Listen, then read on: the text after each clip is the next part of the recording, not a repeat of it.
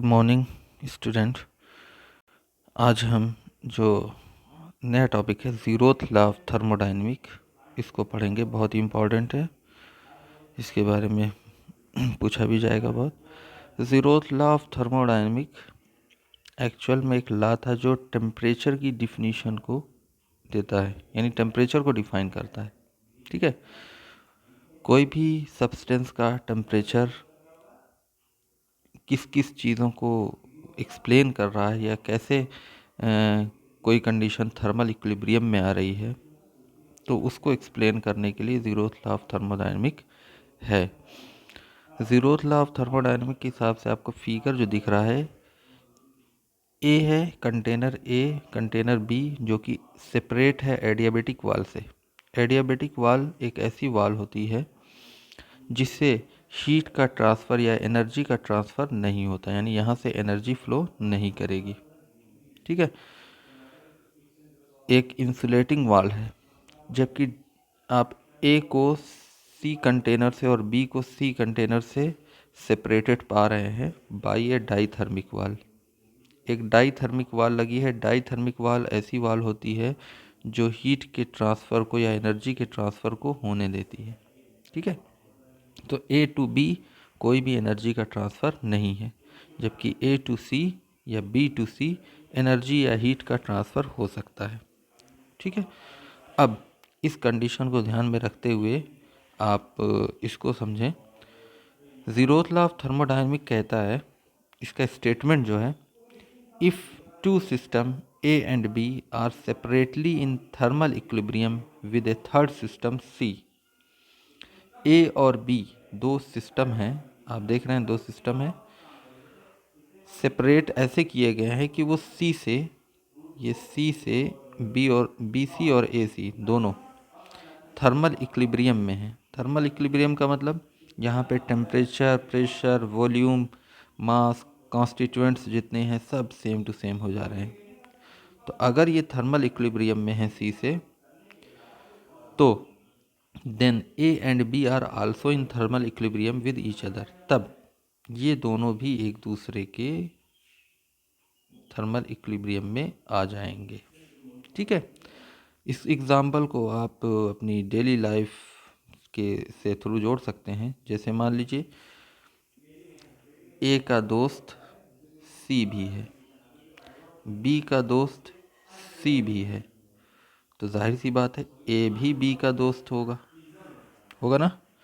ए भी बी का दोस्त होगा, क्योंकि इसके थ्रू लिंक बी की तरफ आएगा। ए का लिंक जो है सी से होते हुए या बी का लिंक सी से होते हुए ए को पहुंचेगा।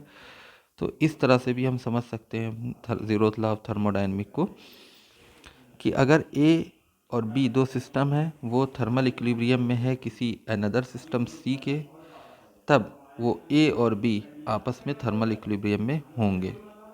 ठीक है, अब इसके through zeroth law of thermodynamic जो कहना चाहता है वो कॉन्सेप्ट ऑफ टेम्परेचर है। कॉन्सेप्ट ऑफ टेम्परेचर के हिसाब से ये बताया गया कि temperature is a physical quantity which has the same value for all systems which are in thermal equilibrium with each other. अगर सिस्टम थर्मल इक्विलिब्रियम में है एक दूसरे के, तो टेम्परेचर की वैल्यू सारे सिस्टम में सेम होगी।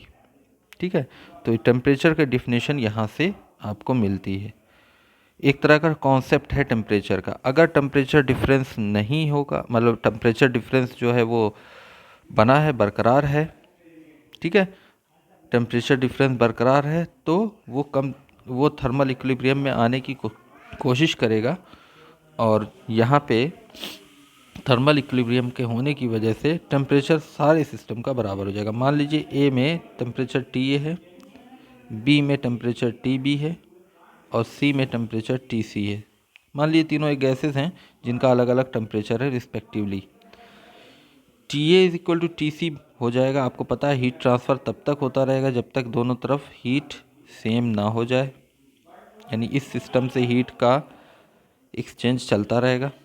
तो टी ए और टी सी जो है, क्योंकि डायथर्मिक वाल है और वहाँ पे हीट का एक्सचेंज हो सकता है, T A T C same temperature पे आ जाएगा। टी बी टी सी भी आप देख रहे हैं सेम टेम्परेचर पे आ जाएगा, T B is equal to T C, same temperature पे आएगा। तो अगर ये दोनों सेम टेम्परेचर पे है तो इक्वेशन अगर दोनों हम देखें तो T A is equal to T B भी हो जाएगा, T A is equal to T B, यानी ये दोनों भी आपस में सेम टेम्परेचर में होंगे।